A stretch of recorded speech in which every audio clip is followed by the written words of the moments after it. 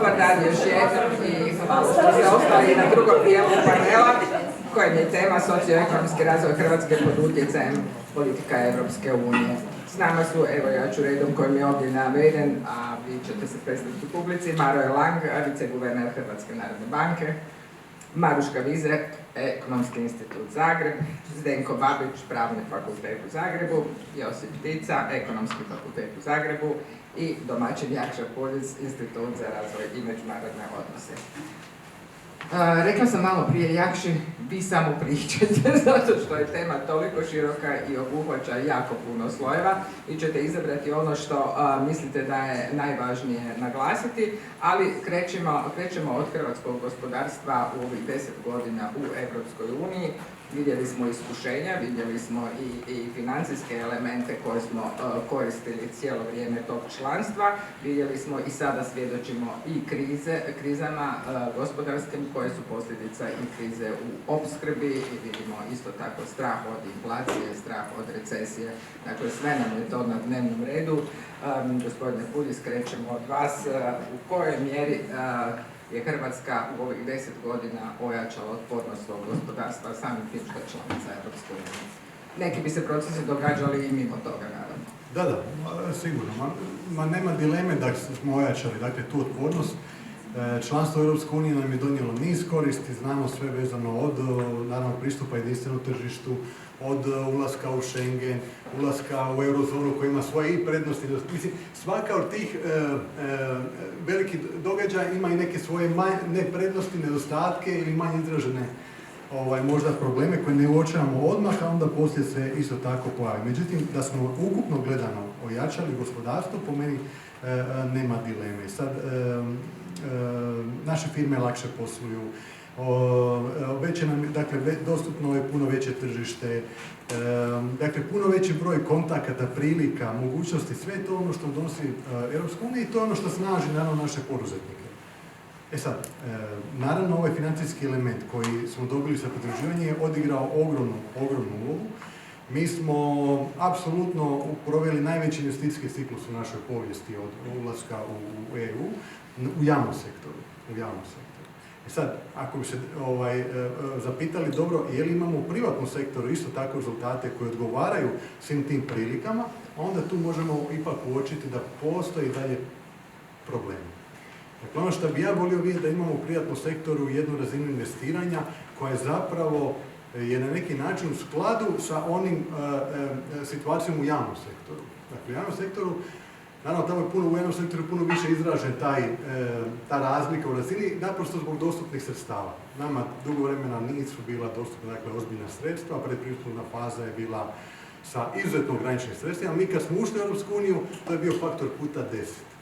Naravno, nismo mogli odmah prve dana početi koristiti ta sredstva zbog specifičnih pravila, a kad se mehanizam korištenja sredstava uhodao, to je faktor je bio puta 10 u početku, a kasnije još narastao puta 15 u odnosu na ono što smo imali iz Europe prije pristupanja.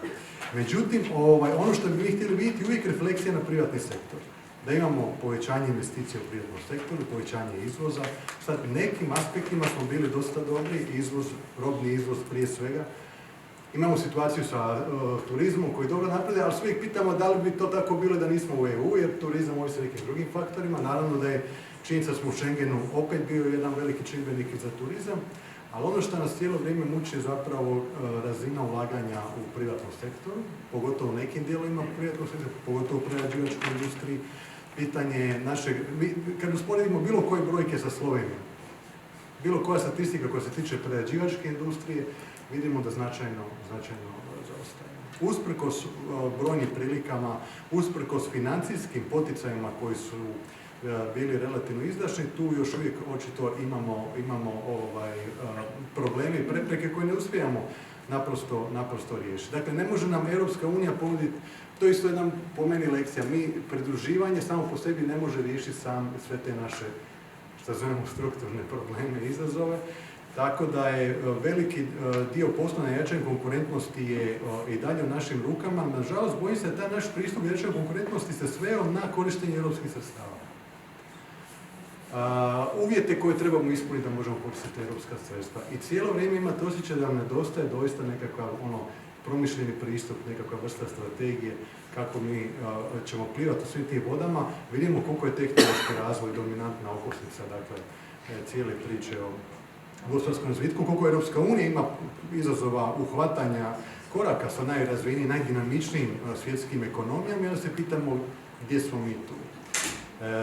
I kad gledamo bilo kakvu statistiku, kao što su kolege u knjizi to napravile vezano za inovacije, istraživanje i razvoj, a što je onaj ključni pokretač, i koji je indikator koji pokazuje šta možemo očekivati u nekom razvoju 5 do 10 godina, vidimo da Hrvatska se još uvijek jako muči. Mi jesmo, dakle, podigli nivo, velikim dijelom zahvaljujući europskim sredstvima, izdašnim subvencijama, direktnim subvencijama za poticanje proizvodnje, nabavke, opreme, ulaganje u istraživačko-razvojne aktivnosti, ali je još uvijek to premalo. Mi moramo razviti politike koje neće biti samo korištenje dostupnih sredstava i tu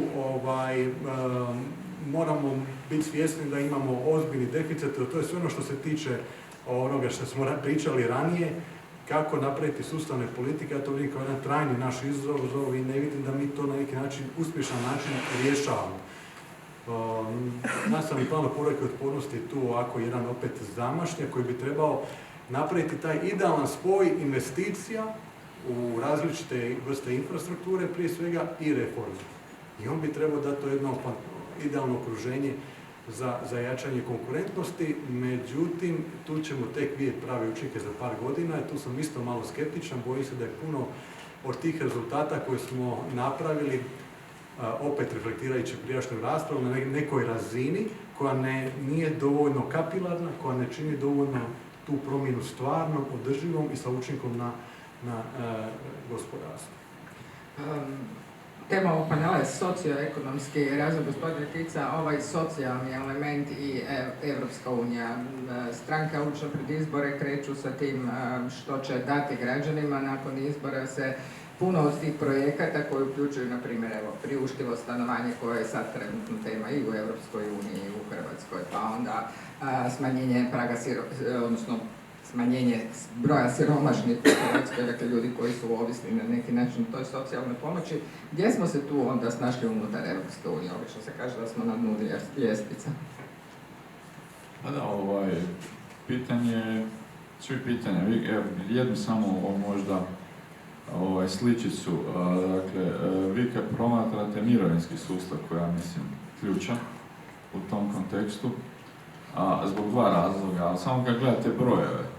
Znači, mi imamo jako mali broj godina koji ljudi provedu u svijetu rada prije umirovljenja. Mislim da je, ako se dobro sjećam, zadnji podatak bio 31 godinu. I vrlo često ljudi to koriste kao alibi za to da treba srezati, da je to rastočno i tako dalje. Međutim, kad pogledate usporedive zemlje, a Italija je usporediva, Italija recimo slično ima broj godina koji se provede prije umirovljenja u svijetu rada, međutim oni izdvajaju 3% boda BDP-a više za mirovinski sustav. To je ogroman novac.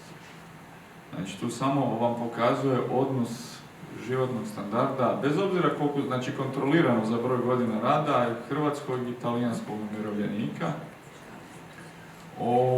koji je 3% boda BDP-a, bojim se uopće množiti koliko je to u Italiji, u Hrvatskoj znamo otprilike, to je stravična količina novca, to je 1/4 mirovinskih izdataka negdje u Hrvatskoj. Kad pogledate, recimo Piketty je bio tu pa je bio jako popularan, pa onda on ne koristi Gini za mjerenje nejednakosti i tako dalje, nego koristi onaj koliko poreda ljude po dohotku i onda pogleda koliki udio u dohotku ima donja polovica stanovništva. I sad je to ideološka stvar, neću ulaziti to koliko bi trebali imati, koliko imati. Međutim, ono što je zanimljivo, da u Hrvatskoj udio dohotku donje polovice, znači to je dovoljno da dobijete ne glas za izbore, nego dvoje izbore u Hrvatskoj s obzirom na izlaznost. Znači, udio dohotku donje polovice stanovništva permanentno opet. I onda kad povežete te dvije informacije, ja namjerno sam povezao ove dvije teme, zato što su blisko povezane, onda shvatite da u tom kontekstu imamo velike probleme i nismo puno toga napravili. Drugi element onda koji možete otvoriti u tom pitanju isto je vezan uz problem porezne politike. Mi stalno i užasno imate tih zagovornika, ali rezanja poreza i tako dalje, međutim kako ćete pomoći umirovljeniku s rezanjem poreza? Hoće dobiti bolje radno mjesto, hoće, ne znam, otići raditi, znači jednostavno moramo povezati neke stvari. Dakle, jedne su politike koje mogu povećati materijalni položaj radnika, a ove sasvim druge su politike koje mogu povećati materijalni broj umirovljenika ili nekih drugih skupina. Što se tiče mladih, sad da ne govorimo o umirovljenicima, imate frapantnu situaciju da jednostavno ta borba za dostupnije stanovanje postala PR trik. Mi više nemamo ozbiljnih politika. To sve svodi da dobijete što više sati pred kamerama, već godinama, nije to sad nešto novo. Kako ukrasti što više minuta pred kamerom da bi pričao o problemu nedostupnosti stana. Imate situaciju gdje, mislim, imate samo dva rješenja, ajmo biti ovdje.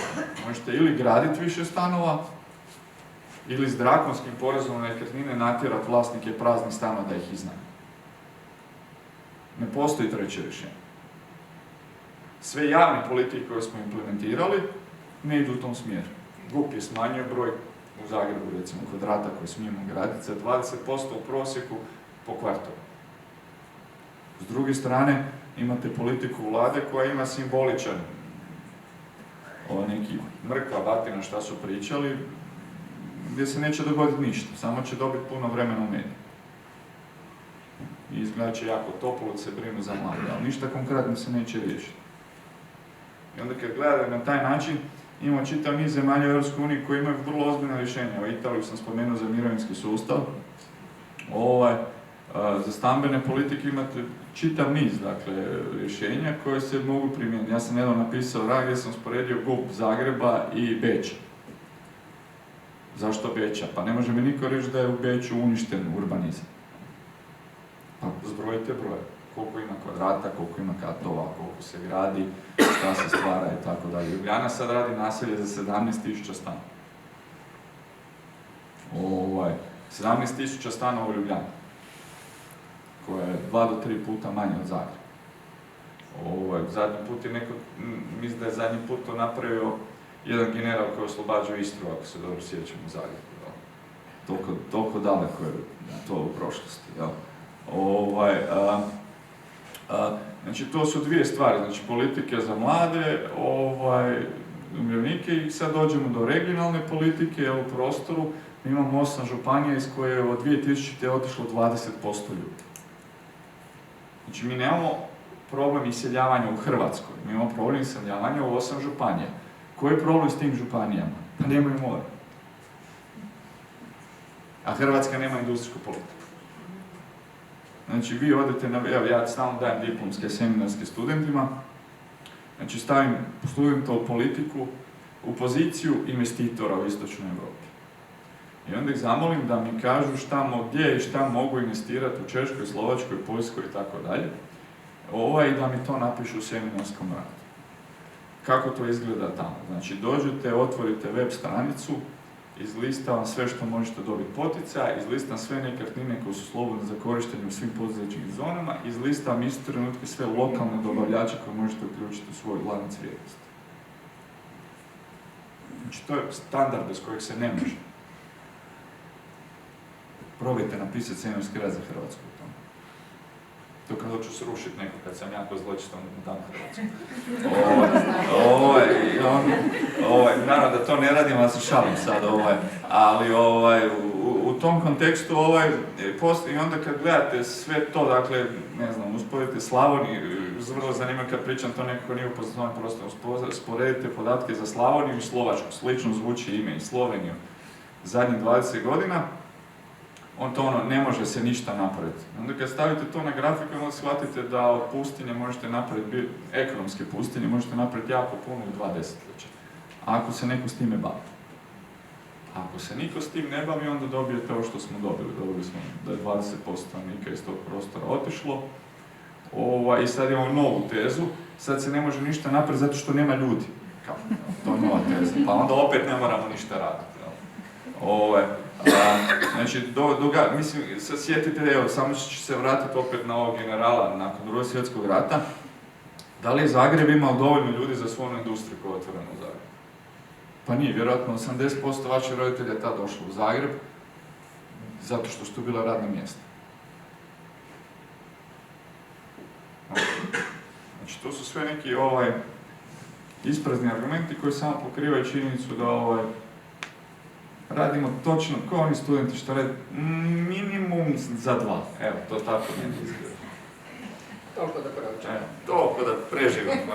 Iskinemo to s dnevnog reda. Gospodine Babiću, ostanimo malo na ovim socijalnim komponentama, a problemi koje muče građane Hrvatske, sad muče cijelu Europu, to je i demografski problemi i problem, naravno, zbrinjavanja starijih koji imaju sve lošiju kvalitetu života, jednostavno zato što su i zdravstveni sustavi u krizi, a isto tako i mlade. Koji su u stvari ti ključni procesi socijalni koji se događaju u Europi i reflektiraju se na nas?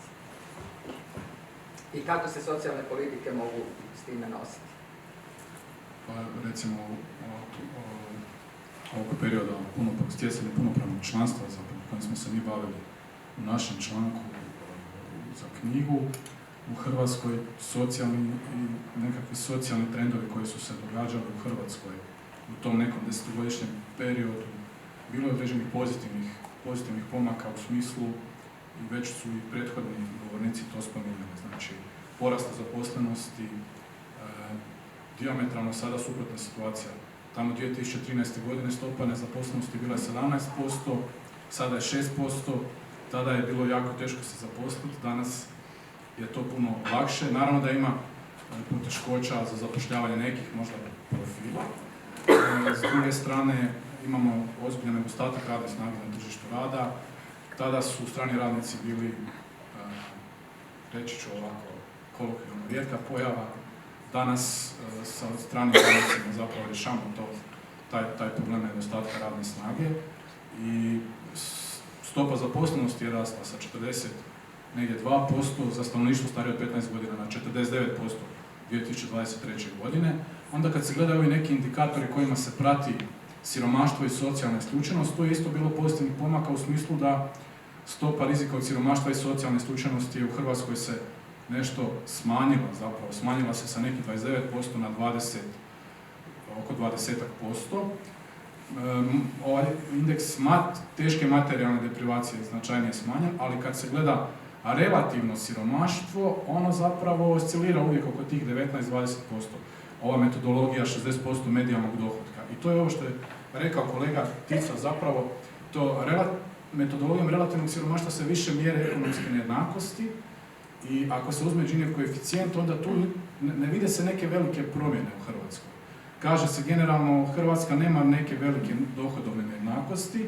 Kad se uspoređuje s drugim europskim zemljama, tu bitno ne odskače, tu je negdje unutar prosjeka.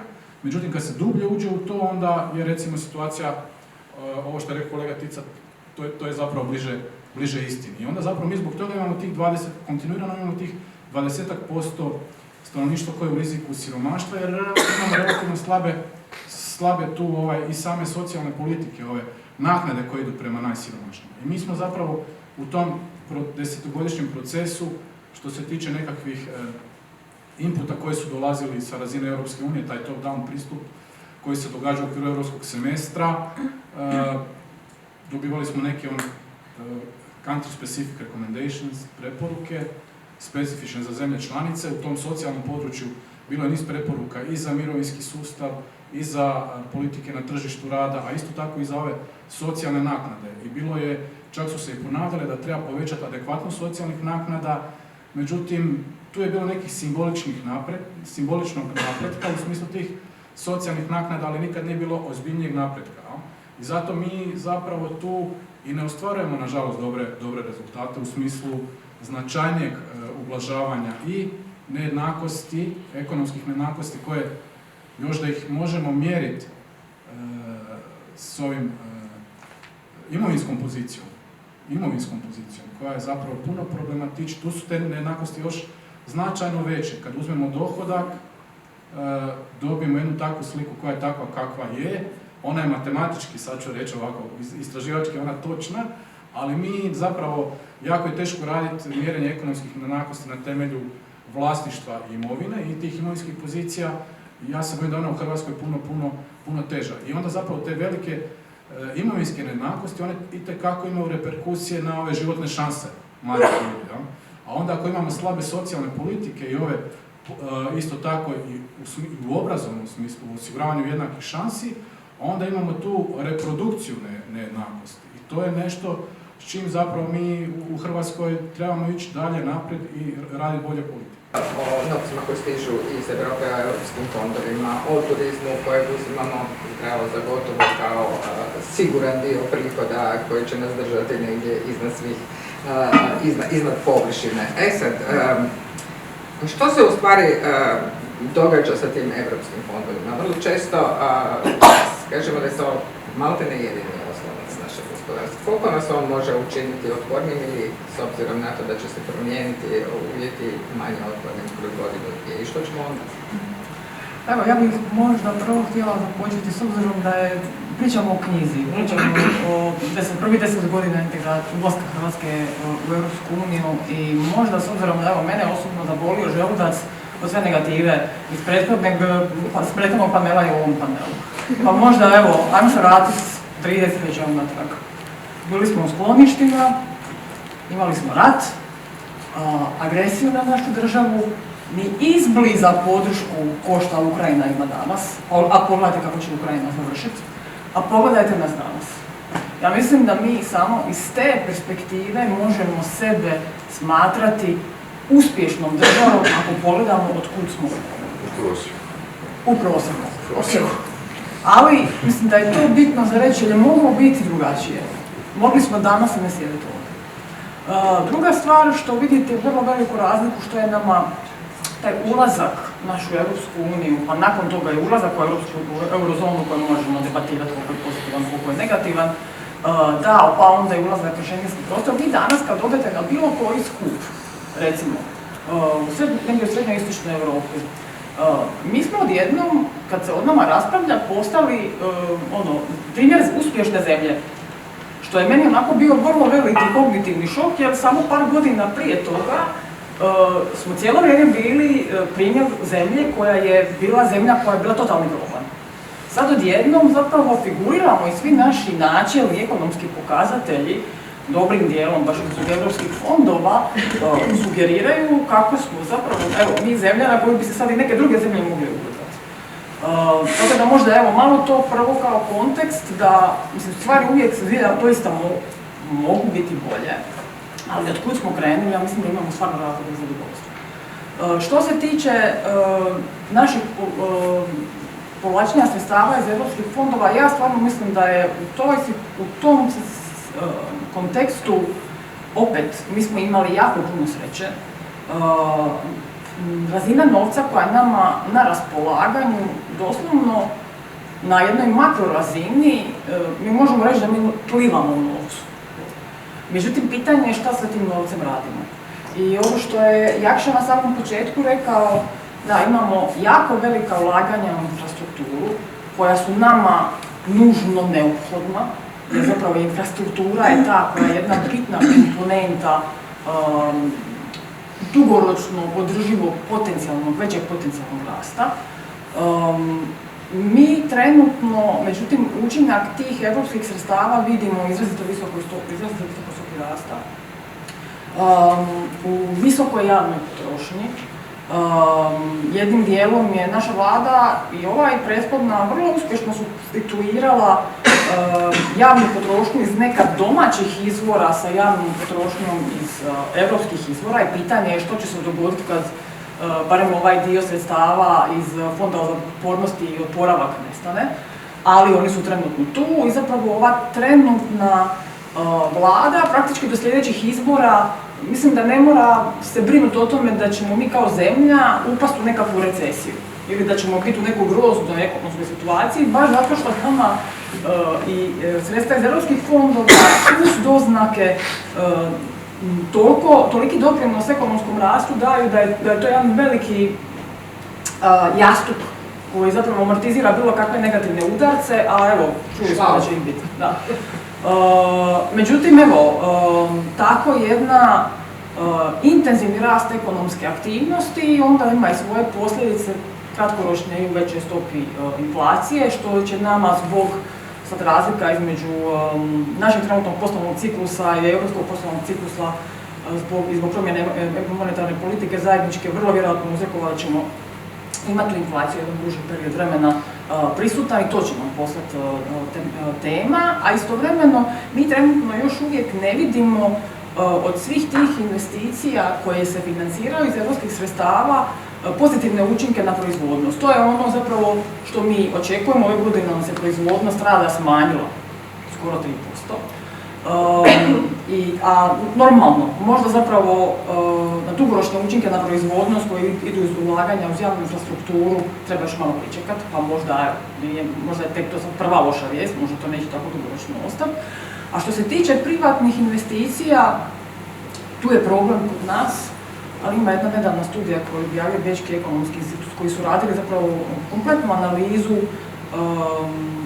održivosti rasta svih novih zemalja članica i gdje se tvrdi vrlo ozbiljno, vrlo je pesimistično nastrojena studija, odnosno poruke su vrlo pesimistične, jer je nalaz je takav da je zapravo opremljenost rada kapitalom niska u svim zemljama srednje i istočne Europe, novim zemljama članicama, faktorska proizvodnost, rast ukupne faktorske proizvodnosti zaostaje i zapravo čak i za ove naprednije, u smislu industrijskog razvoja i tehnološkog razvoja, čak i za ove naprednije zemlje, nove zemlje članice, se zapravo apostrofira pitanje tog middle income trapa, dakle da one imaju zamku srednjeg dohotka i da ne mogu sa trenutnom razinom investiranja u privatni kapital uopće niti sanjati o tome da postanu visoko rade. Makroekonomskih pokazatelja bili u proceduri prekomjernog proračunskog manjka. Sad mene zanima što se promijenilo u 10 godina i gdje smo sad? Dakle, tema ovog poglavlja je bila način da je Hrvatska nastavila politiku svojih reformi koje je započeta prije 30 godina našeg neovisnosti, da naše reforme idu prvenstveno kroz želju da pripadamo nekakvim većim integracijama. Dakle, sjetimo se ulaska u NATO, ulaska u Svjetsku trgovinsku organizaciju, i onda Europsku uniju kao jedan veliki cilj, i onda zatim ide i eurozona i sad smo na putu u OECD.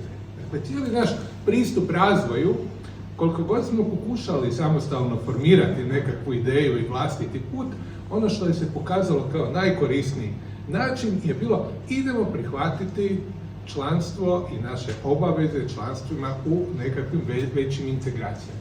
I to je bilo jako dobro, koliko god smo na početku zbog rata i krenulo. Kad sporije malo, u principu dovelo nas je, kako Maroša kaže, u jednu vrlo ugodnu i komodnu situaciju. Mi smo bili jako puno, ja sam pisao kako nismo radili ove strukturne reforme, napravili smo ogromne strukturne reforme, ali upravo je taj pristup bio, idemo usvojiti tuđe standarde i to i sad radimo. Sad je OECD pitanje i sa OECD-om radimo i tu su opet jako velike dodatne reforme. Sad je jedna od naših iskušenja da se dolazimo do nekakvog kraja tih mogućnosti reformi. S druge strane vidimo jednu dezintegraciju sada ovog globalnog sustava, ja to vidim kao sukob Amerike i Kine koje to gura i sad se postaje pitanje, ok, došli smo do vrha, idemo šta ćemo dalje, ili smo zadnji. 2000 to je prvo, dakle, strukturne reforme kroz integraciju i tako dugo dok je to dobro, to nam može. Druga stvar je, ako gledamo čisto ovu našu ekonomsku situaciju i te konjunkturu, mi smo malo otvoreno gospodarstvo, od toga ne možemo pobjeći, ali šta to znači? To znači da smo jako izloženi vanjskim šokovima. I ako svako od nas, ja već imamo, tu smo nekako iskustvo, kad gledaš kako tamo nešto krene, onda se nešto dogodi i nešto ti zaustavi rast. Pa se sjetimo one azijske krize i propasti malih banaka, pa nam je to nas je usporilo, onda su pale kamatne stope, velika konjunktura u Americi nakon 9/11 kad je Fed jako poticao, su se bojali šta, pa je to krenulo, opet dovelo do nove financijske krize 2008. U svim tim situacijama onda kasnije da ne pričamo o ovoj politici niskih kamatnih stopa. Dakle, cijelo vrijeme jako smo izloženi vanjskim makroekonomskim šokovima. I u takvim okolnostima jedina politika koja nam opstaje, koju imamo, je fiskalna politika. Dakle, mi moramo jako koristiti fiskalnu politiku za upravljanje tim ekonomskim ciklusom. Nama je od 2008. godine došlo do velikog gospodarskog pada, otvorilo se danas nezamislivo pitanje dostupnosti financiranja i nekakve dužničke krize i krenulo je ozbiljno rezanje javnih financija. Sjetimo se, većina nas se sjeća onog da smo u banani velikog rezanja proračuna 2009. odnosno rebalansa koje je bilo pa 2010, 2011, 2012, 2013, nekad malo jače, malo slabe, a mi smo bili u fazi jedne vrlo jake fiskalne konsolidacije 5 godina prije nego što smo ušli u Europsku uniju i gdje nas je, onda su nas zatekle ove procedure ekonomskog upravljanja. I zapravo, kad usporedimo 2014. godinu, 15. i 16.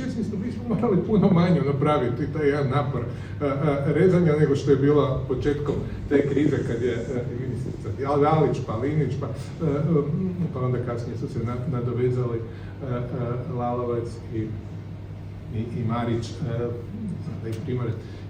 Dakle, ono što je nama Europska unija dala kao jedan vrlo zanimljiv stvar, gdje smo mi rezali u teškim uvjetima, je bila protuciklična fiskalna politika kroz europski taj sustav fiskalnih pravila.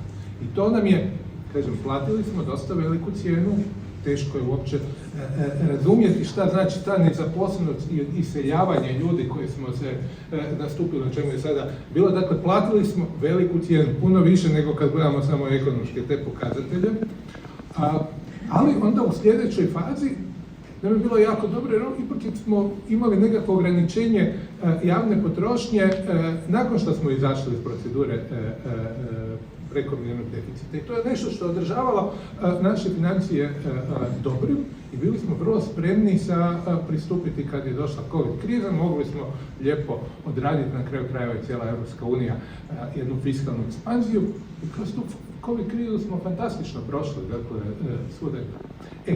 I šta nam se sad dogodilo? Mi smo rekli, imamo politiku integracija, koristimo tuđe pravila.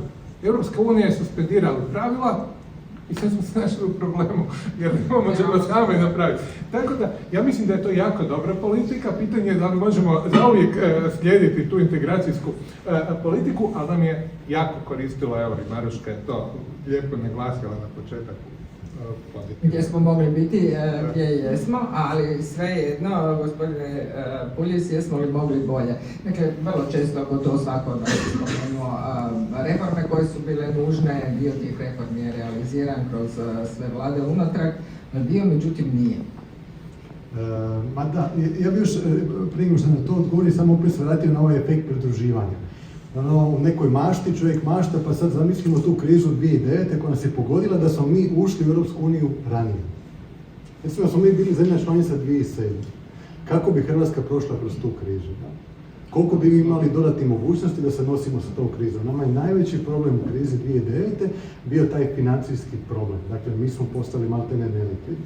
I onda su događali ti teške rezove kojima je Maro je pričao, jednostavno nije se našla nekakva druga formula, ali u nekom hipotetskom. Koliko je nama to pridruživanje bilo važno, bilo bitno i sad imamo to pogonsko gorivo koje nije odmah počelo djelovati od samog ulaska, jer, kažem, spori su ti mehanizmi u području investiranja, ali od 2018. 2019. to je sad. Mi živimo na tom jednom ogromnom valu financiranja iz Europske unije. Sad, i taj val se isto mijenja. Dakle, sad sa nacionalnim planom oporavka i otpornosti Europa kaže da može novac za investiranje, dodatni novac, ali uz uvjet reformi. I imamo ovaj sistem, dakle, provjere svaki 6 mjeseci, de facto mi šaljemo nekakva vrsta izvješća o pojedinim reformama. Ako komisija ocijeni da smo ispunili sve uvjete, mi dobijamo tranš. Imamo jednu potpuno drugu logiku financiranja promjena u Hrvatskoj, odnosno na kohezijsku politiku gdje je to jednostavno pitanje koliko trošiš, toliko ti se vraća. Sad kad dođemo na ono pitanje, a šta mi to zapravo radimo i kakve su te naše reforme? Ja ne mogu, dakle, definitivno opseg je ogroman. Ono, kad pogledate nacionalni plan oporavka i otpornosti, ako iko ikad ga je pročitao, jer je dokument toliko ogroman, pa to su stotine i stotine raznih, nećemo izvati baš reformi, ali recimo reformskih aktivnosti, jer tamo ima svašta. Dakle, od usvajanja nekakvog zakona koji ne mijenja bitno do nekih stvarno promjena koje su jako velike i značajne. Ono što je meni, šta mi je zabrinjavajuće u cijeloj priči, usprkos tom velikom naporu, mi dalje ostajemo suočeni s nekim temeljnim, ogromnim izazovima. Uzmite recimo poljoprivredu. Pitanje raspolaganja državnim zemljištem. To nije bilo predmet ovog europskog financiranja na način da se sad neko nas je uvjetao, dajte sredite to. To je ono što je trebalo biti naša zadaća. O tome nismo toliko pregovarali sa Briselom. Možda će to sad postati predmet ozbiljnih pregovora jer vidimo da ne ide. I tu smo kao bili sami sa sobom i šta se događa? Događaju se onako, to je naš standardni pristup javnim politikama, mi imamo donesemo nekakav smjer i onda ga promijenimo. Pa onda opet se vratimo na nešto što je bilo skriveno prije 6-7 godina, pa onda opet idemo isprobati taj smjer. Zdravstvo. Dakle, imamo neke sad stvari u zdravstvu u kojima smo čitali prije godina i čak su bile uvedene, pa poništene, pa idemo opet. Dakle, imamo u nizu područja, jednostavno mi radimo neke vrste potpuno nesustavnih eksperimenata. A u ovom europskom dijelu se nekako nadamo, pošto imamo to tutorstvo, jednu vrstu mentorstva, imate taj Brisel koji isto promišlja pa šta ta reforma znači, dakle imate jednu vrstu dijaloga i onda se nada je naša da će te reformske aktivnosti biti bolje osmišljene. A ja bih rekao, opet nema garancije. Vidjet ćemo za par godina, sigurno, apsolutno ne mogu ni zamisliti sad onaj scenarij da toga nema. Da nas sad idemo analizirati naš reformski rezultat, a da nije bilo recimo NPO-a. Puno bi bila slabija priča. To je jednostavno taj model koji je Europska komisija smisla, to je jedna od najvećih po meni inovacija. Gdje se sad kaže, može novac, ali ispunite reformu. Samo ostaje veliko pitanje kakva je kvaliteta tih reformskih aktivnosti. Tu ni komisija ne može puno napraviti, ona nema tu moć, ona ne može učiniti posao zemlje članice. Dakle, ona do neke mjere može utjecati na oblikovanje, ali temeljna je stvar naša imaginacija, kreacija, koliko smo sustavni, koliko smo dosljedni, a koliko je to samo ono tick the box vježba. Stavljamo kvačicu. Da. Tako da evo, još je pred nama, vi kad gledate što je pred nama, ove buduće tranše za koje tek trebamo ispuniti kriterije, kad pogledate što je u njima od zahtjeva, to su zaista, sad dolazimo na onaj najzahtjevniji dio. Znate, mi smo bili taktični i imalo i smisla. Lakše stvari na početku, a najteže ostavljamo za kraj. Dakle, najzahtjevnije reformske aktivnosti nam tek dolaze i sad ćemo vidjeti kako će to ići. Ja vjerujem da će se one dogoditi u onom formalnom smislu. Ako treba svoj zakon, mi ćemo svoj zakon. Jer je sistem naprosto postavljen, ako ne ispunite sve što ste napisali, nema tranša. Prilično poticajno. Gospodin Mladi. Ne, ja sam samo htio reći jednu stvar ovako kad govorimo o reformama. Te reforme su djelomično dani izvana, ali često puta i mi kažemo, mi hoćemo da se te reforme stave na papir. To je nešto kao kad ideš na dijetu pa onda kažeš nekog da me provjeravaj pa ću ti onda platiti ako ne radiš. Tako da te reforme jesu djelomično bile i naše, tako da normalno da smo ispunili ono što nam se više sviđalo, a neke smo stavili pa smo se predomislili, to je ovo što ja kažem. Gospodine Tica. Isto pitanje reforme, nećemo se tako brzo. Pa ja bih se vratio na ono što je na početku kazano. Možda kak sam ja i u akademskom svijetu nešto malo sam bio i u nekim debatama vezano uz politiku i tako dalje, pa čisto možda na jednoj anegdoti da ispričam, nećemo imenima, nećemo čak ni koji je program i tako dalje, nego recimo kad govorimo ovo što je Maruška rekla, da je produktivnost u industrijskom sektoru u Hrvatskoj mala i sad dobijete ogromne novce od jednog paketa ili iz Europske unije, a znate u kakvom stanju nam je industrija. I sad očekujete prva ideja, vezano uz zelenu tranziciju, uz otpornost, uz konkurentnost, dobar dio naših industrijskih poduzeća radi sa strojima iz 70. godina koje nisu ono A plus ili A++, nego su ono G potrošnje energije, ali možda se sad okrenuo, ispričajte me ako sam nešto fulo, ali očigledno je, dakle, imate tekstilnu, odjevnu, ne znam, drvnu, prehrambenu, ko zna koliko energije troše, tako da. Prva ideja je, pa da, idemo im svima kupiti nove strojeve, A+++, ugraditi solare, Evropska unija časti, imat će ogroman boost u produktivnosti, dobit ćemo višak radne snage, a ekonomija pati, nema dovoljno radnika,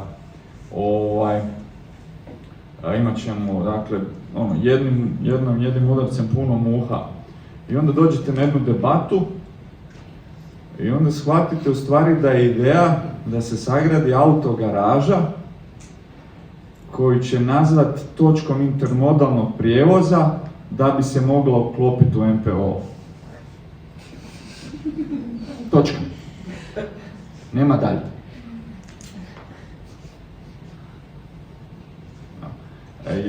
Dakle, jedna je stvar kad vam neko da i sad nedavno je bila godišnjica prije 2 tjedna, mislim, odlaska Saveza komunista Hrvatske i Slovenije sa 14. izvanrednog kongresa Saveza komunista Jugoslavije i bili smo u Novinarskom domu, Milan Kučan je bio, Ćiro Ribičić, bili su još neki naši suvremenici koji su odšetali od tamo. Ali zanimljiva stvar je koju Milan Kučan rekao za svoje razgovore tada, on rekao je recimo zanimljivu stvar kako su tad Slovenija i Hrvatska u stvari bile neto uplatiše u MPO, da mladima objasnim o čem se radilo, a korisnici su bili u stvari Kosovo, Makedonija, Bosna i Hercegovina. I onda Milan Kučan je zanimljivu stvar rekao, Milan Kučan, za one koji ne znaju, tad bio jedan vodeći ljudi Slovenije, neto uplatiše. Znači Slovenija i Hrvatska su bile kao Francuska i Njemačka sad, jel?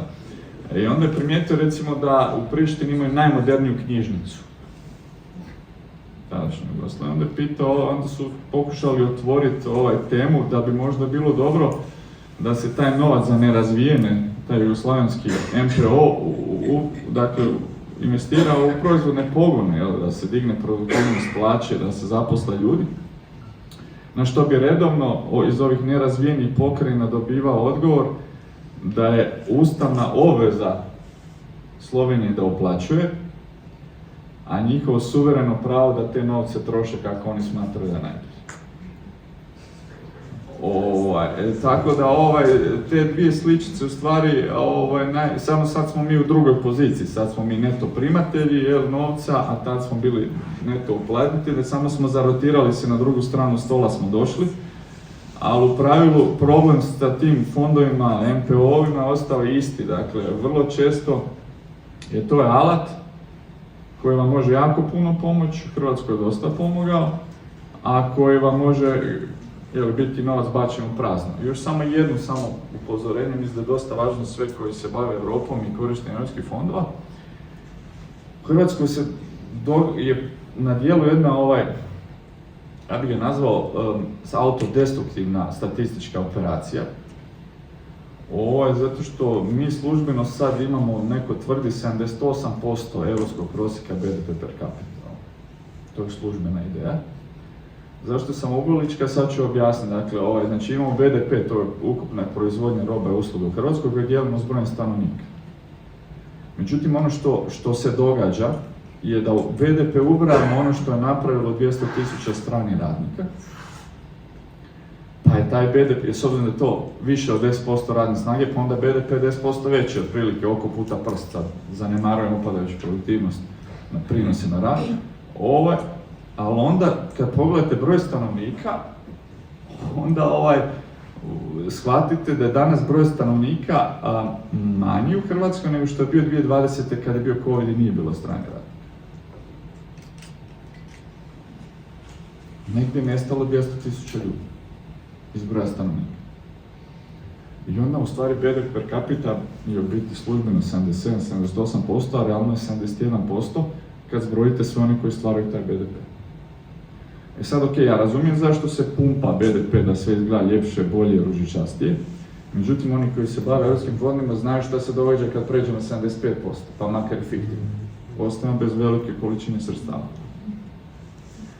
I sad se postavlja pitanje, ko je tu, neću dovršiti rečenice, o čemu se tu radi točno? Pa mi želimo manje povući sredstava, a izgledati pametniji nego što je. Kao da fingirate IQ test, ja ne znam o čemu se radi. I u tom kontekstu se postavlja pitanje, dakle, ne samo kako mi koristimo ta sredstva, nego uopće da li mi promišljamo o tome što radimo ponekad, uopće. Na najelementarniju bazi. I zašto to radimo? Ne postoji niti jedan nacionalni, racionalni razlog da se ta statistika fingira, osim marketinga. Evo, pitat ćemo gospodina Babića isto tako za reforme i njihov učinak.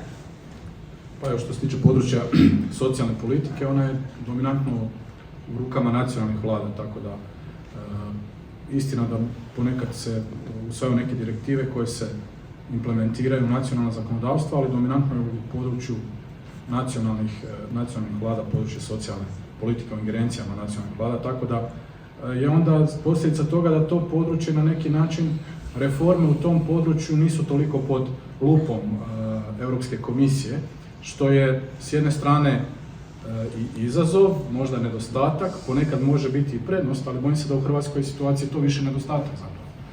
I u tom smislu isto tako možda i neki ovako određena kritika koja ide proceduri europskog semestra generalna u akademskim krugovima je zapravo da općenito i upravljanje na razini Europske komisije da je bilo više zapravo ekonomski usmjereno. I onda ovi argumenti koje je iznijela kolegica Maruška, zapravo da Hrvatska je imala taj period jako dobrih ekonomskih indikatora. To je nesumnjivo.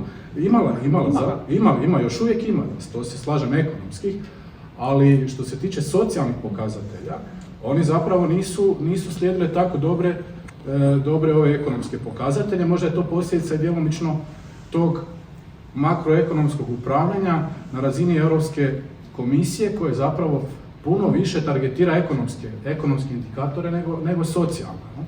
Tako da, evo, to je sad spomenuo kolega Tica. Znači, mi smo u periodu 2013-2023. godine, prema službenim podacima Državnog zavoda za statistiku, Hrvatsku je napustilo 390.000 ljudi. Dominantno mladih, radno sposobnih ljudi. I to ima nesagledive posljedice na demografske procese, a isto tako na održivost socijalnih sustava u budućnosti. Znači, od tih 390.000 ljudi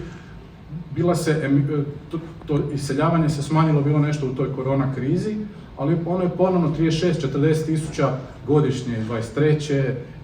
i tako da to iseljavanje ono i dalje traje i iz Hrvatske odlaze mladi visoko obrazovani ljudi. To iseljavanje malo se možda ublažilo ove zadnje godine mladih visoko obrazovanih, ali u ovom periodu ono se događa, a s druge strane imamo taj nedostatak radnika u Hrvatskoj, ne uvozimo mlade visoko obrazovane kadrove i tako da tu imamo taj jedan disbalans socijalnih učinaka ovih 10 godina od kad smo u Europskoj uniji koji nisu pratili u ovom pozitivnom smislu ove ekonomske trendove o kojima je govorila kolegica Maruška i to je ono neko moje profesionalno područje kojim se ja bavim. Recimo, jedan od mojih prvih radova nakon doktorata je bio socijalni izazovi za ekonomsku politiku. Ali naša ekonomska politika uvijek te socijalne izazove ostavlja negdje po strani, kao da će njih rješavati netko treći, ne znam. Dodatak, jedan komentar, mislim, ovo što Zdenko govori je doista istina i ono što zapravo mi sad vidimo da nam se događa uslijed ovako jednog vrlo intenzivnog rasta koji jest dobrim dijelom posljedica povlačenja novca iz europskih fondova, jest da vam dolazi do promjene relativnih cijena. I to u smjeru zapravo koji direktno najviše ide na štetu najsiromašnijeg dijela stanovništva. Dakle, disproporcionalno visok rast cijena hrane, pića, usluga ali je nešto zapravo što na ove pokazatelje koje su vezane za siromaštvo i zapravo stvara, i mi znamo, zapravo neki naši kolege su instituta su računali, zapravo inflacijska stopa najsiromašnijih stanovništva je značajno veća nego što je za nekakav prosjek, šta god da to sad značilo. Tako da zapravo taj snažan rast ima to svoje jedno naličje, ne da ne pričamo sad o problemu skupoće stanovanja, koji je dodatan još uteg na ovu cijelu situaciju, koji nije uopće adekvatno riješen, jer zapravo ovaj dio politika vezan za socijalno stanovanje uopće nije adresiran u nacionalnom planu za stambene politike. Tako da zapravo taj dio priče sa promjenom tih relativnih cijena i s tom jednom dodatnim iskrivljavanjem strukture hrvatske ekonomije u tom jednom smislu gdje zapravo nemamo te produktivnosti, nemamo te ulaganja u privatnih investicija, u nešto što bi doista donijelo visoke stope rasta produktivnosti i onda nekakav dugoročni održivi rast, to je dugoročno problem jer se nama može dogoditi kad ti novci presuše, mi ćemo fiktivno doći na jednu, zaozbiljno ćemo doći na jednu razinu BDP-a po glavi stanovnika sa određenom kupovnom moći, ali nakon toga mi više ćemo imati samo se sami na sebe osloniti i mi u tom trenutku više nećemo moći rasti. Osim ako evo nam se opet ne potrefi nekakva sreća pa da opet se Europska unija se opet ne zaduži u svoje ime i za svoj račun, odnosno u ime svih nas i onda opet dobijemo nekakva ovako sredstva, dakle da je s neba pao i sad ćemo mi to na neki način potrošiti, ali da li će to imati neke učinke ili neće, to ne znamo. Evo.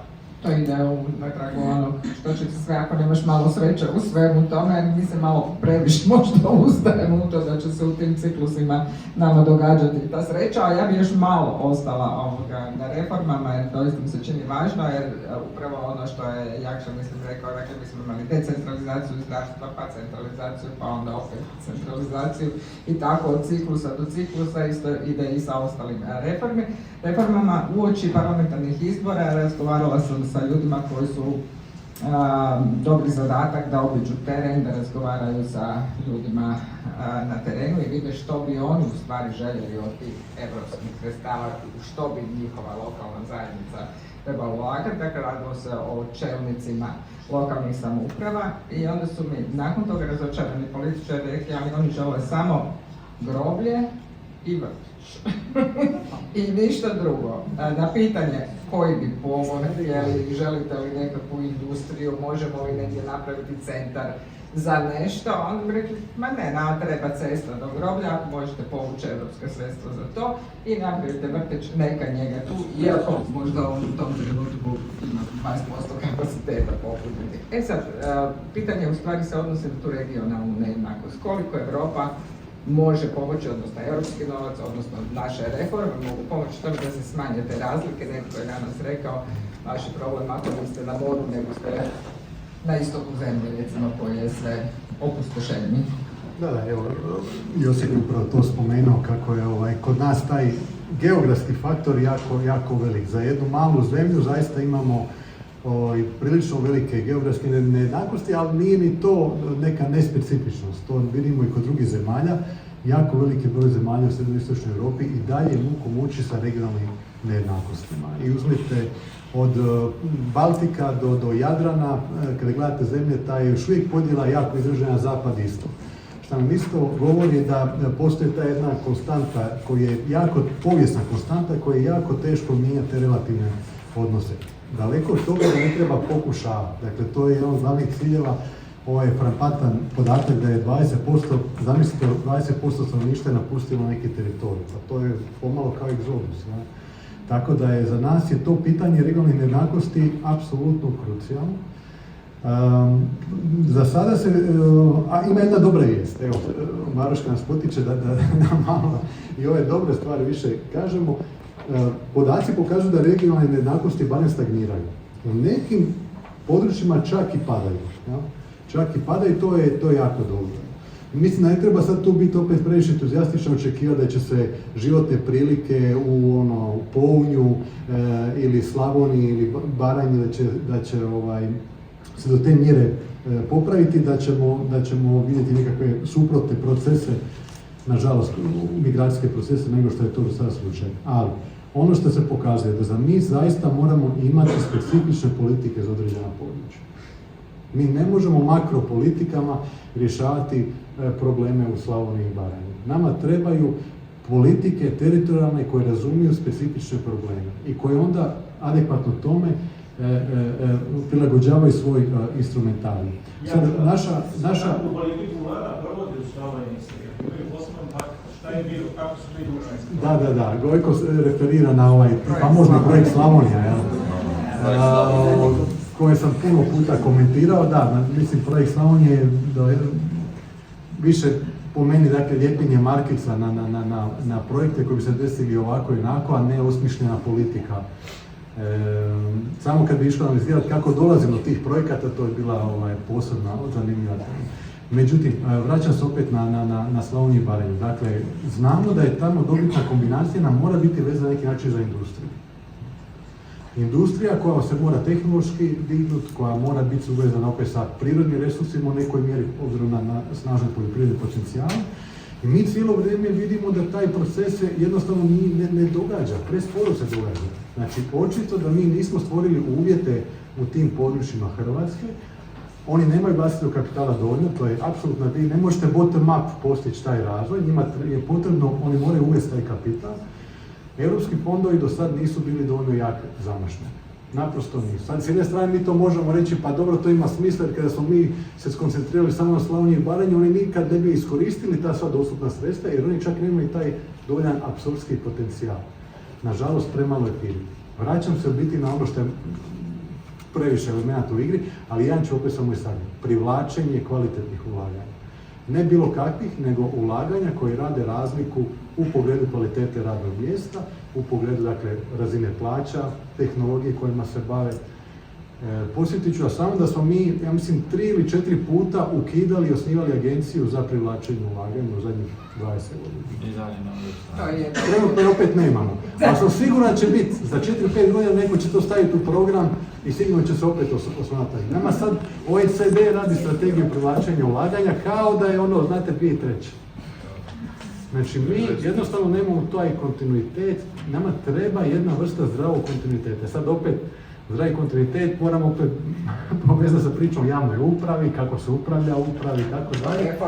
Reformama i onda smo opet stavimo isto. Vrtimo se u krug. A moram dotaknuti još neka područja, a to je između ostalog i uvođenje eura koje se dogodilo i gdje oko čega također postoje podjele. Je li nam to trebalo ili ne, je li u ovom trenutku ili je možda trebalo kasnije, pa gospodine lagano počnemo od vas. Što vi mislite? Baš sam bio jučer na jednom sastanku, pa kaže, mi nismo bili spremni za svjetsku trgovinsku organizaciju, pa nismo bili spremni za NATO, pa nismo bili spremni za Europsku uniju, sad nismo bili spremni za ekonomsku i monetarnu uniju i vođenje eura. Upravo dobro nam ide s obzirom koliko smo da, nikad nismo spremni, mi nije šta nismo spremni, a eto sad, pa nije tako loše što smo ušli u Europsku uniju, postoje troškovi, odlazili smo i tako. Dakle, mi kad smo počeli uopće pripremati tu strategiju za uvođenje eura, onda smo sagledali stvar što su nam pozitivne i negativne strane i to što je pozitivna i negativna strana kako smo napravili, to potpuno i dalje stoji, mislim da bi mogli u ovom trenutku potpuno sve potpisati i danas. Dakle, ništa se nije promijenilo. Dakle, činjenica da smo prošli COVID, pa onda smo prošli ovaj veliki porast cijena nakon ruske agresije na Ukrajinu. Bez ikakvih problema u zaduživanju, uz nekakve, to je nevjerojatno. Prethodnih situacija bi imali velike probleme. Sada, Maruška je spomenula sadašnju trenutnu situaciju da nam je predobro, previše sredstava, pa je onda prevelika potražnja. Ako imaš veliku potražnju, uz to dovodi do porasta i aktivnosti i cijene. I to je jedan kratkoročni fenomen koji se može i treba onda rješavati sa proticikličnim... Ma ne, veće plaće znači veće cijene. Možemo smanjiti... Lijepo kad su veće. Ma ne, može, sigurno će se past cijene ako se smanji nezaposlenost, ako se poveća nezaposlenost ili padnu plaće ili se smanji potražnja na našim turističkim uslugama. To će se djelomično riješiti kroz vrijeme. Sad neki kažu niske su kamatne stope, trebali bi imati puno veće kamatne stope, to nam je problem. Ono što ja vidim, imamo možda bržu nominalnu, ali i realnu konvergenciju, dakle povećanje razine cijena ka cijenama u okruženju. Jučer sam baš čitao članak o Islandu, kako oni se ponovo pokreću pregovore o članstvu u Europskoj uniji i jedan od razloga je, kažu, pa imamo problema sa valutom, plaćamo jako visoke kamatne stope i imamo veliku inflaciju. Prema tome, trebamo uvesti euro da riješimo taj problem. Ako pogledamo sve druge članice koje nisu uvele u euro, imaju veće kamatne stope i veću razinu inflacije, pogotovo ako kumuliramo. Ja bih rekao da se nama desio, i to ovako smiješno gleda percepciju, moram vjerovati svojim očima. Dakle, mi ekonomisti gledamo obično jednogodišnju stopu inflacije, pa kažemo sada je stopa inflacije u Hrvatskoj za 1% ili 1,5% bod veći od Europske unije. Međutim, kad ljudi, istovremeno rast nam je više od toga veći od nekakvog prosjeka. Dakle, imamo jako veću tu pozitivnu razliku. Međutim, pa i kao kad potrošači se gledamo, onda preračunamo to u kune, pa onda pa koje su bile cijene, smo imali 10 godina, su stagnirale prije covida, pa idemo usporediti sa cijenama koje su bile prije nekih 7 godina i onda nam se čini da su danas cijene jako velike. Ali sjetimo se, dakle, taj porast cijena najveći se dogodio 22. godine, kada je krenulo onaj post-covid boom, pa tu djelomično i porast cijena. Ja se sjećam, još nije donesena odluka da smo ispunili kriterije za uvođenje eura. Jedan dan su kumice na placu povećale cijenu sira, kravljeg, bila velika pobuna za jedno 30%. Zašto? Zbog eura. Imamo kuna, uopće se ne zna da se uvodi. I sada jako puno toga se negativno govori o euru. Ali ako usporedimo sa drugim državama koji imaju eura, nemaju eura, nije bolja situacija, imamo manje kamatne stope, da li bi nam bilo bolje sa većim kamatnim stopama? Ja ne znam, sad je velika tu uzbuna krenula oko toga što je centralna banka zaključila da iz perspektive financijske stabilnosti trebamo malo opreznije i malo više tražiti banke da ne daju kredite šakom i kapom, što se zadnje vrijeme povećalo. Dakle, imali smo veliki rast gotovinskih kredita i sad se to pokuša, sad ne može se dobiti kredite, pa to su otežane.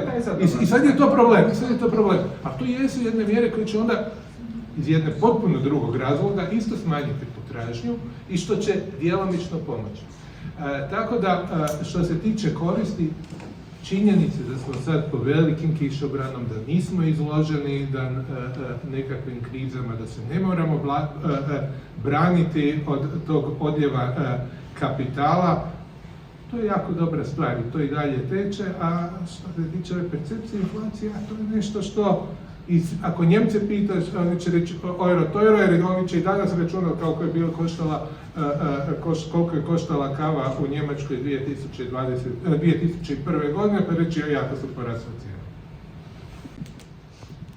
Isto pitanje o prednostima i nedostacima. Maja je već jako puno rekao, mislim da je pokušavao unaprijed odgovoriti na ono što ću ja reći, tako da ja mislim da je u onoj studiji koju je FNB originalno objavila, gdje su rađene zapravo i popisi troškova i koristi, gdje zapravo se i radila na kraju krajeva testiranje da li su ispunjeni svi kriteriji da Hrvatska može biti dio zajedničkog europodručja. Jedna od analiza koja je rađena je bila koliko su naši poslovni ciklusi usklađeni.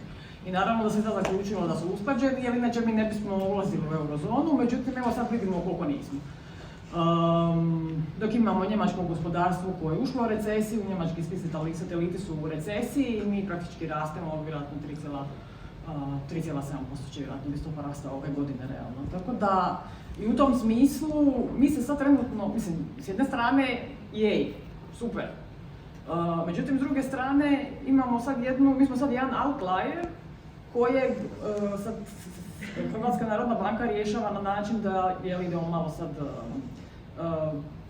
zaustaviti kreditnu politiku, zaustaviti kreditnu aktivnost, da barem djelomično tu domaću potražnju koliko toliko ograničimo, što je jedino što trenutno HNB može.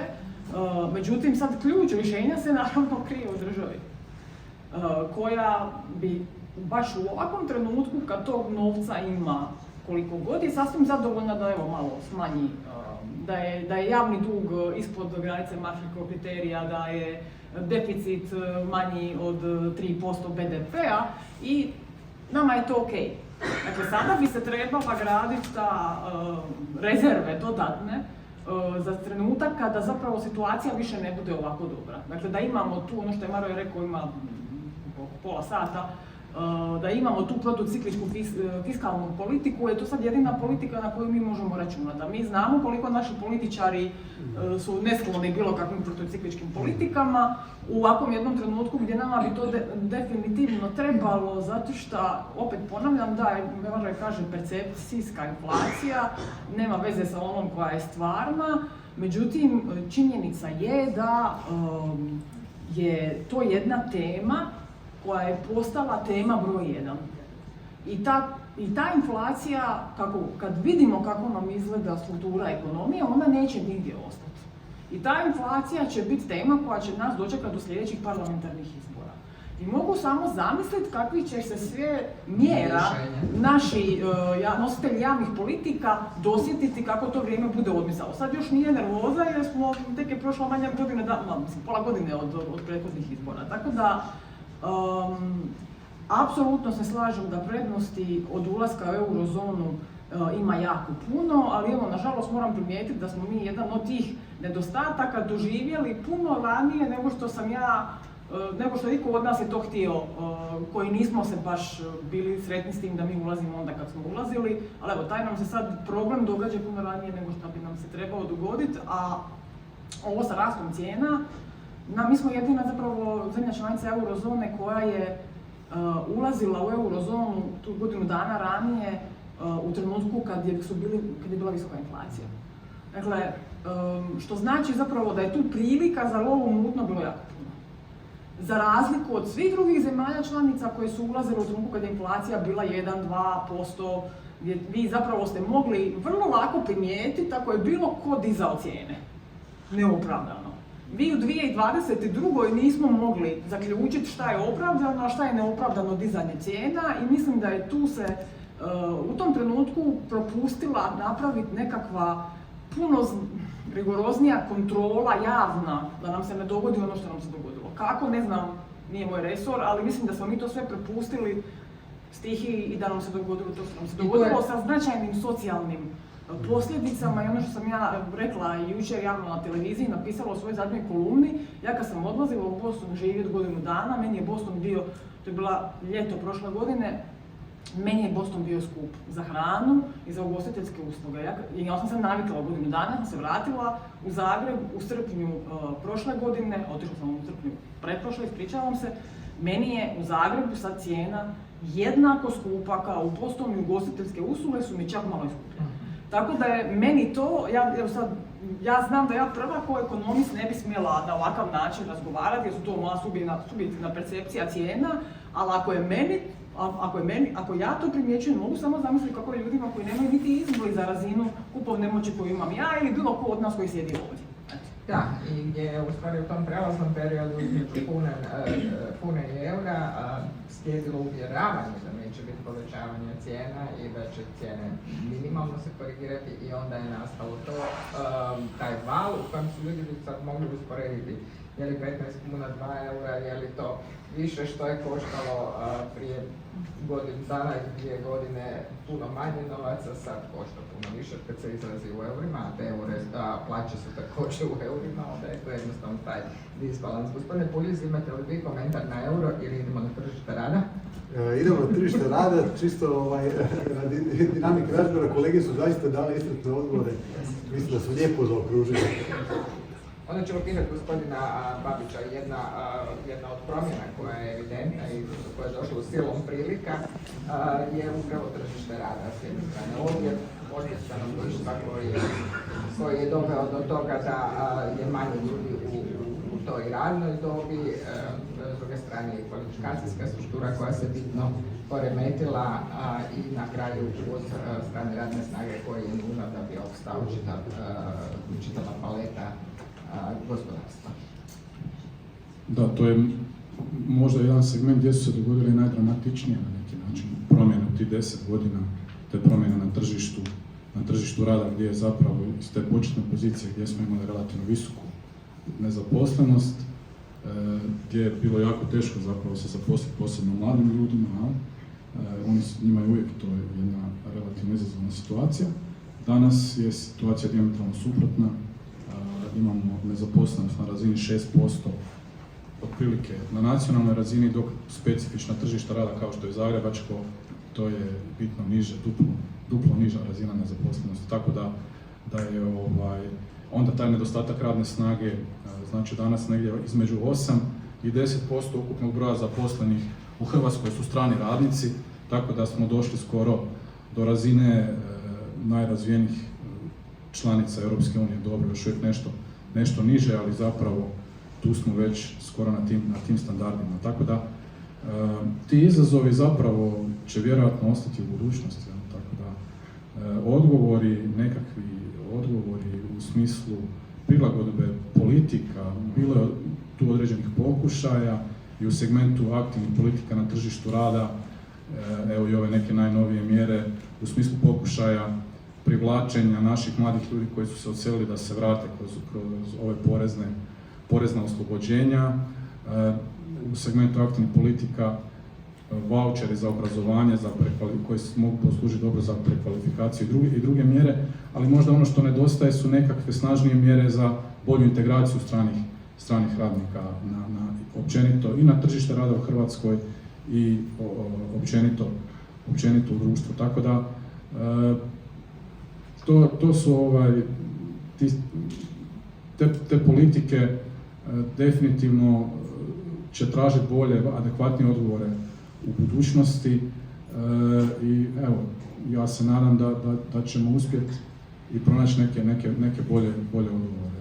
Možda samo još, nisam dovoljno istaknuo u prethodnom interventu, taj problem odlaska naših ljudi, zapravo visoko obrazovanih mladih ljudi. On ima negativne potencijalne efekte na dugoročni gospodarski rast u Hrvatskoj. O tome možda nismo dovoljno govorili. Ako iz Hrvatske se iseljavaju visoko obrazovani mladi ljudi, onda to ima negativno dugoročne efekte na potencijale gospodarskog rasta u budućnosti. I u tom smislu definitivno će treba tražiti puno bolje, adekvatne odgovore. I tu je sigurno i ova problematika, ovo sve što su spominjali kolege, od priuštivog stanovanja gdje nismo imali kvalitetnih mjera, do evo kolega Tica kaže da je ovaj strateški program vlade da je više PR. Ja ne znam, nisam toliko u tom području, ali ako tu neće biti ozbiljnih zaokreta, onda će se, bojim se, ti procesi samo nastaviti. A oni u dugom roku, kad se iscrpe ova sredstva iz europskih fondova kojima financiramo trenutni gospodarski rast, u dugom roku imaju negativne efekte na potencijale rasta. Hvala lijepa. Imam ja još pitanje, gospodine Tica. Hoćemo tržište rada dalje ili... Tržište rada, ali kratko i onda ćemo ići kraju, jer sad već termine probijamo.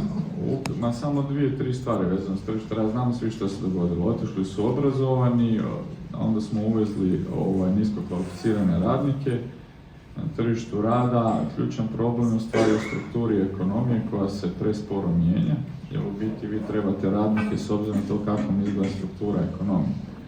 I tu se vraćamo na početak, jer da smo koristili ta europska sredstva da bi razvijali gospodarstvo, da bi investirali u sektore koje mogu zadržati stanovništvo koje je već bilo tu, koje je bilo znatno obrazovanije od one radne snage koju sad uvozimo. Nažalost, radili smo intermodalne točke prijevoza metaforički govoreći. I onda smo došli u situaciju da nam treba, dakle, radnici koji sada uvozimo, dakle, nisko kvalificirana radna snaga. To definitivno u perspektivi smanjuje potencijal rasta, ali to se sve lako promijeni s promjenom strukture ekonomije, s promjenom investicijske politike. Dakle, investicije su onaj kist kojima crtamo svoju budućnost. Nažalost, kod nas su bile usmjerene i dalje i cijeli okvir investicijski je usmjeren u tom smjeru u kojem je. A druga stvar, možda je važno reći da povežemo tržište rada i sa problemom inflacije. Jako je važno kod inflacije da budemo ponuditi, opisati cestu kojom idemo. No. Dakle, ono što se sad događa da Hrvatska ima najveću stopu inflacije. Ko će imati probleme s tim? Dakle, ono što je stalno u medijskom prostoru je naravno najugroženiji građan s niskim dohodcima. Ovdje ne želim, dakle, poentirati s time, iako je to jako važna tema. Imamo još jedan velik sektor gospodarstva koji će to jako, jako ogrebati, a to su svi oni koji izvoze i konkuriraju na svjetskom tržištu. Znači, ako mi imamo duže vrijeme višu stopu inflacije od ostalih u eurozoni, mi postajemo zemlja koja je preskupa i to se već sad osjeti. Ja razgovaram s ljudima u drvnoj, tekstilnoj, odjevnoj, prehrambenoj industriji, od koji su neki zakuhali inflaciju, da budemo iskreni. Sada im se vraća kao bumerang, zato što ne mogu povećanje troškova ne mogu preseliti na izvozna tržišta, zato što u Njemačkoj, Danskoj ozbiljna stagnacija, a s druge strane u Hrvatskoj im prvo rastu troškovi, pa plaće, pa troškovi, pa plaće, a od marži polako, vrlo brzo neće ostati ništa u brojnim poduzećima. Znači, to je cesta koja je ispred nas. Znači, val stečajeva u izvoznim poduzećima. Isto tako, to je već premijer i primijetio. Slična stvar se događa i u turizmu, samo što su tamo marže malo podeblje, ali ista stvar se događa. Dakle, mi već ovo ljeto nećemo moći prenijeti viši trošak rada, više troškove poslovanja na goste koje dolaze u Hrvatsku. I to je rezultat činjenice da imate višu inflaciju od ostalih. Znači, to nije fenomen koji vječno traje, s kojim se možemo veseliti i prepucavati, to je fenomen koji nas vodi u jednu budućnost koja nije lijepa. Mi ekonomisti kažemo svaki ekonomski problem je samo ispravljujući. Samo žrtve samo ispravljujućih fenomena su gadne.